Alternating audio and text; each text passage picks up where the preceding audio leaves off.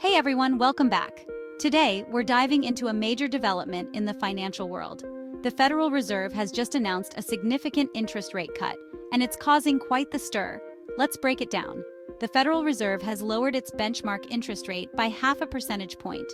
This is the first rate cut since the beginning of the COVID-19 pandemic, and it's the largest since the 2008 financial crisis. The Fed aims to stimulate the economy and address concerns about a potential slowdown in the job market. This decision reflects the Fed's growing confidence that inflation is moving towards its 2% target, while also acknowledging the risks to achieving both employment and inflation goals. The aggressive rate cut surprised some market observers who had anticipated a smaller reduction.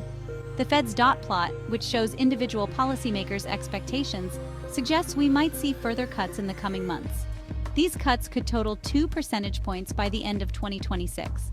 This approach indicates a strong commitment to supporting economic growth and preventing a sharp rise in unemployment. Despite positive economic indicators like steady GDP growth and strong consumer spending, the Fed's decision was driven by concerns over slowing job growth and a softening labor market. Layoffs remain low, but hiring has slowed significantly, raising concerns about potential future job losses. This proactive approach aims to address these issues before they escalate into a broader economic downturn. Now let's talk about the impact on consumers and the economy. The rate cut is expected to lower borrowing costs for mortgages, auto loans, and credit cards. This could make it more attractive for consumers to borrow money, potentially boosting spending and stimulating economic activity. However, the full impact of these cuts will take time to materialize in the economy. While the rate cut aims to support growth, it also carries potential risks.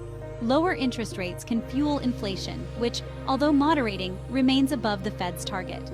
Additionally, prolonged low rates can create asset bubbles and encourage excessive risk-taking.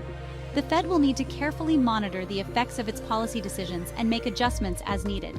Market reactions to the rate cut have been mixed. Stocks initially surged but then paired gains.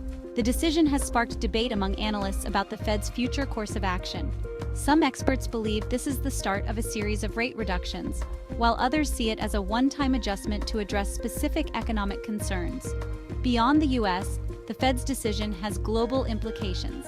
Several central banks, including the Bank of England and the European Central Bank, have already cut rates in recent months, and others may follow suit.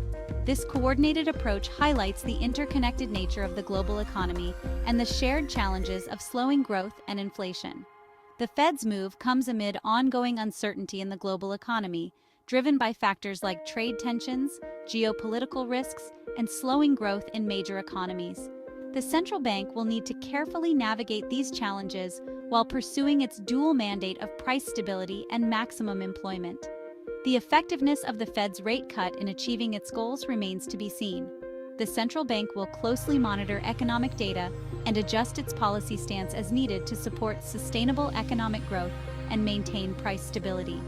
That's all for today's update. Stay tuned for more in-depth analysis and updates on this developing story. Thanks for watching, and don't forget to subscribe for more financial news. See you next time.